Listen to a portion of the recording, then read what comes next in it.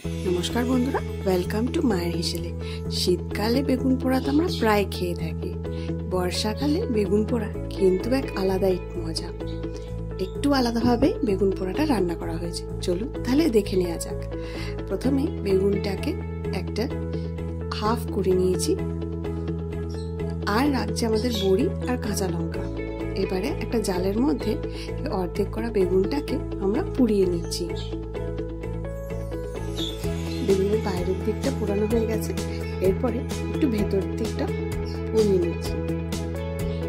আমরা প্রত্যেকবার কিন্তু বাইরের দিকটাই পোড়াই, ভেতরটা কিন্তু পোড়ানো হয় না, কিন্তু ভেতরে যে বেগুনের একটা স্মোকি ফ্লেভার আসবে সেটা কিন্তু একদমই আলাদা। এবারে আস্তে আস্তে বাইরের খোসাটাকে ছাড়িয়ে নেওয়া হচ্ছে। বেগুনটাকে ছাড়িয়ে এবারে একটা কড়াইয়ের মধ্যে সর্ষের তেল দিয়ে দেওয়া হলো। বেগুন পোড়া তো সর্ষের তেলেই রান্না হবে, আর খেতেও কিন্তু সর্ষের তেল দিলেই ভালো লাগে। সর্ষের তেলটা গরম হয়ে এসছে, এর মধ্যে এবারে দিয়ে দেওয়া হচ্ছে সাদা কড়াইয়ের ডালের বড়ি। এই বড়িগুলোকে কিন্তু বেশ ভালো করে ভেজে নেওয়া হয়েছে। বড়ি কিন্তু অল্প তেলে ভাজলে কিন্তু ভালো লাগে না, তাই জন্য তেলটা একটু বেশি দেওয়া হয়েছে বড়িগুলো ভাজার জন্য।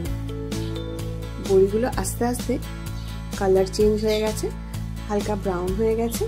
এবারে বড়িগুলোকে তুলে নেওয়া হচ্ছে। এবারে ওই তেলের মধ্যে আমরা কারি পাতা দিয়ে দিলাম। বেশ এক মুঠো কারি পাতাই দিয়ে দেওয়া হয়েছে, দিয়ে ভালো করে কারি পাতাটাকে ভেজে নেওয়া হচ্ছে মুচমুচে করে। কারি পাতা বেশিক্ষণ ভাজতে লাগে না, তাই অল্প ভাজা ভাজা হয়ে গেলেই কিন্তু তুলে নিতে হবে, তাহলে বেশি পোড়ালে কিন্তু বেশ তেতো লাগতে পারে। এরপরে ওই তেলের মধ্যে এবারে একটা শুকনো লঙ্কা চিড়ে দিয়ে দেওয়া হবে, আর এর সাথে দেওয়া হচ্ছে অল্প একটু জিরে আর অল্প একটু সর্ষে দিয়ে ভাজা ভাজা করে নিয়ে যে বেগুন পোড়াটা ছাড়িয়ে রাখা হয়েছিল সেটাকে দিয়ে দেওয়া হলো।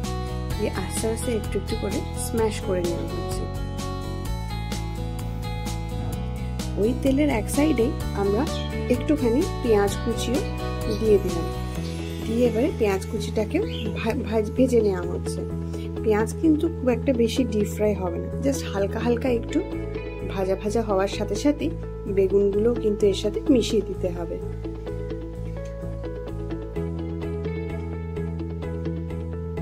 এবারে সবকিছু একসাথে পেঁয়াজ আর বেগুন মিশিয়ে নেওয়া হচ্ছে।